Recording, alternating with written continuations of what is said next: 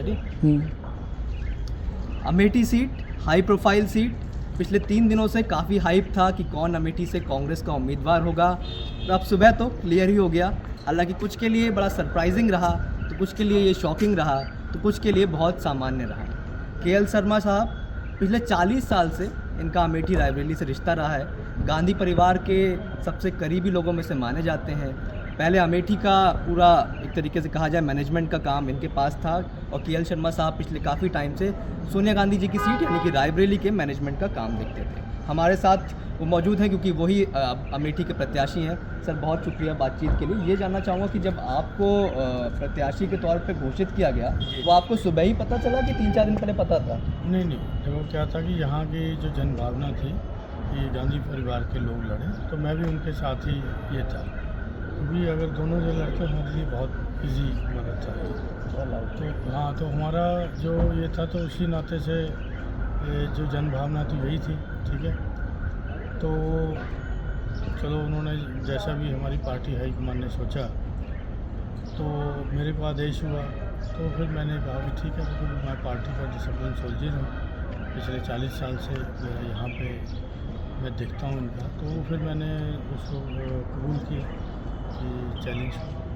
Sir आप पिछले 10 साल से तो रायबरेली का काम देख रहे थे। जी। अमेठी से क्योंकि इतना आना जाना नहीं था, तो अब सर अमेठी से जब आपका नाम आया तो बीजेपी की ओर से ये प्रतिक्रिया लगातार आ रही है कि राहुल गांधी जो है मैदान छोड़कर भाग गए और आपको आगे कर दिया। नहीं, देखिए मैं आपको बताऊँ, ये तो बड़बोलापन होगा कि भाग गए या ये किया, ठीक है। तो ये ऐसी कोई बात नहीं। गांधी परिवार ना कभी अंग्रेज़ों के टाइम पे भागा है, ना आज भागा है, ना आगे कभी भागेगा, क्योंकि ये उनकी कॉन्स्टेंसी है। यहाँ पे राहुल जी 2019 में के बाद से लगातार यहाँ पे उनका ऑफिस यही है, जो ऑफिस खड़े हैं आप, ये रन कर रहा है वहाँ पे। वैसे ही यहाँ के लोगों की ग्रेवेंसेस को हम लोग डील कर सकते हैं जितना कर सकते हैं। उसके बाद ये सारी चीज़ें यहाँ से मतलब चलती रहेंगी, ये ऑफिस कभी बंद नहीं हुआ। इसलिए वो चीज़ें की पब्लिक की है, तो होता ना कि आदमी हार गया तो वही ये कर दिया, तो कभी हम लोगों ने यहाँ का काम, क्योंकि यहाँ जनता यहाँ से गांधी परिवार से जुड़ी हुई है, तो हम लोग उन्हीं के उसके अनुरूप यहाँ पे काम करते हैं। सर एक चीज़ और भी बोली जा रही है क्योंकि आप राहुल गांधी जी रायबरेली में नामांकन कराए, बीजेपी की तरफ से दूसरा काउंटर है कि उन्होंने अपने लिए सेफ सीट चुन ली है। अमेठी कठिन पड़ जाती है, अमेठी में आपको आगे कर दिया। नहीं, ऐसा कठिन सीट कोई मतलब नहीं, दोनों सीट गांधी परिवार के लिए सोची थी। तो आप ही लोग दिखाते थे कि यहाँ कोई ऐसा मुकाबला नहीं है। देखो इलेक्शन होता है, ठीक है ना। इलेक्शन जब जनता लड़ने लग जाती है तो फिर बड़े बड़े जो बड़बोलेपन जो करते हैं उनका जनता जवाब दे देती है, क्योंकि आपको शाइनिंग इंडिया का भी पता होगा, तो उस समय भी आपको पता होगा कि किस तरह जनता ने जवाब दे दिया था।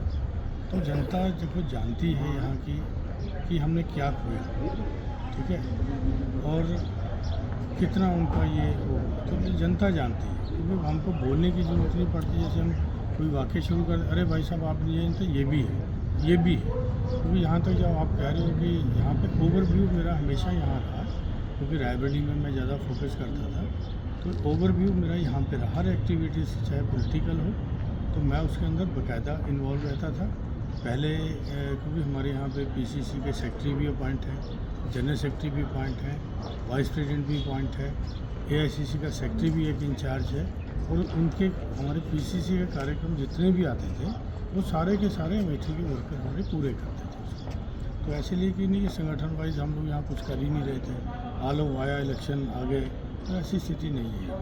आपके बारे में कई सारी प्रोफाइल्स भी सोशल मीडिया पे चल रही हैं, जो आपका लंबा रिश्ता रहा गांधी परिवार से। थोड़ा सा उसके बारे में सर बताइए कि आप कैसे गांधी परिवार से जुड़े। कोई बताते हैं कि आप रिलेटिव के नहीं, मतलब नहीं, मेरा रिलेटिव नहीं है। हाँ, मैं एक पॉलिटिकल फैमिली से हूँ। हाँ, मेरे कज़न जो थे वो हाँ। पंजाब में एमएलए थे, जिनको उग्रवादियों ने असैसिनेट कर दिया था। वो एमएलए बन गए थे, उसके बाद किया था। तो उस समय मेरी टिकट हुई थी 1985 में पंजाब से, कांग्रेस। हाँ। लेकिन मैं उस समय मेरी उम्र 3.5 महीना कम पड़ गई, 25 साल से। अच्छा, तो फिर ये हुआ कि उसके बाद वो एमएलए बने, जो मेरे कज़न थे। क्या नाम था? सतपाल पराशर, अच्छा, ठीक है। तो बन गए, तो लेकिन मतलब क्या हुआ कि उग्रवादियों ने, उसमें उग्रवाद बहुत था पंजाब में, हाँ, तो उग्रवाद की भेंट चढ़ गए। तो ठीक है, लेकिन मैं तो तब तक यहाँ आ चुका था, क्योंकि मैं 83 में यहाँ पे आ गया था।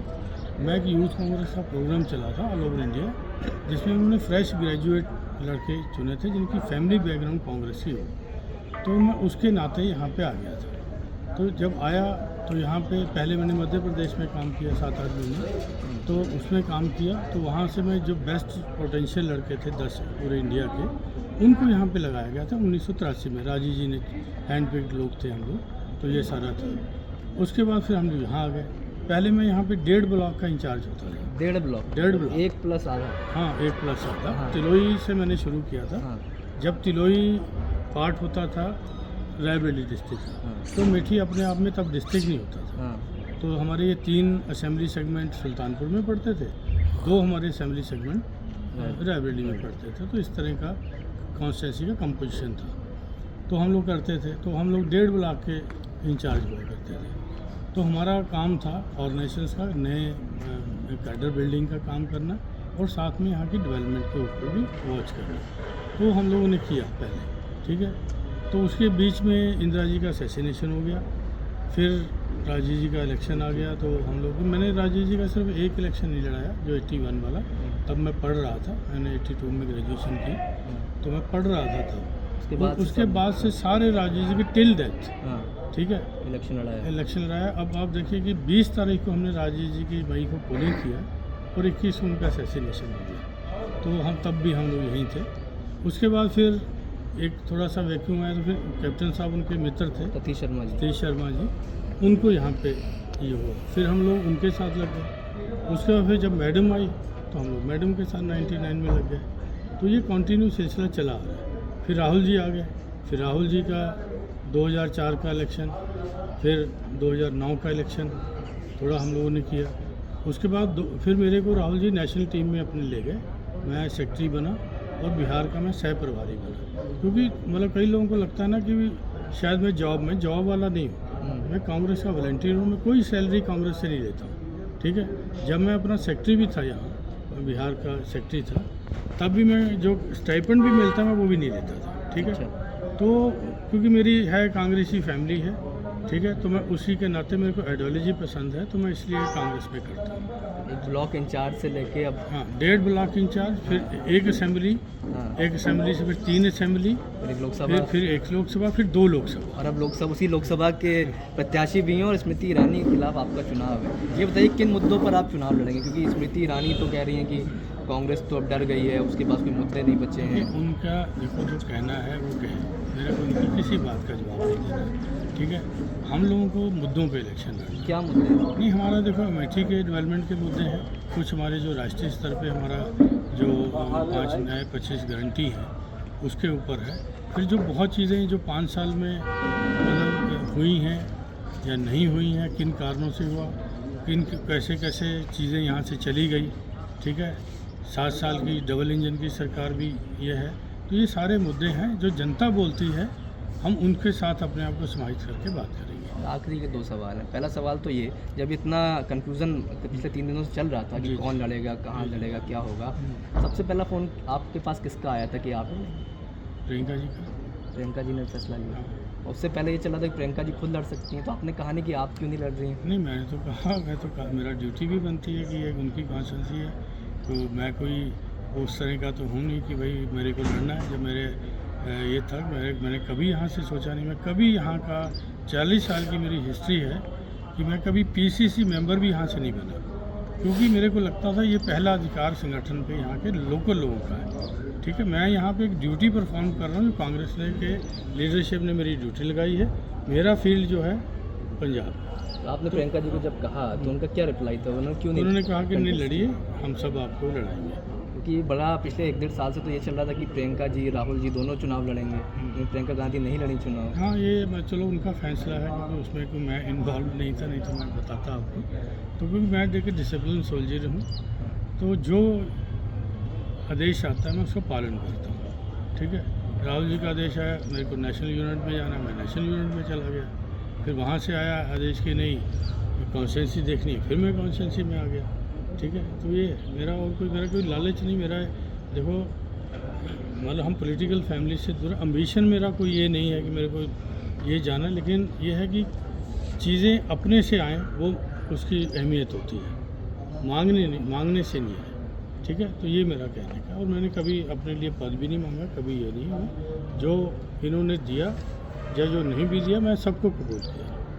आखिरी सवाल चलते चलते, क्या लग रहा है आपको, क्योंकि अब आप तो चुनाव में आ ही चुके हैं, जीत हार को लेके, कार्यकर्ताओं को मनाने को लेके कोई अगर रूठा हो तो कैसे मैनेज करेंगे आप? नहीं, देखो, कांग्रेस का पहले दिन था कि यहाँ पे धरना भी दिया, तब मैं भी उनके साथ ही उस धरने में अपने आप को समाहित किया हुआ था।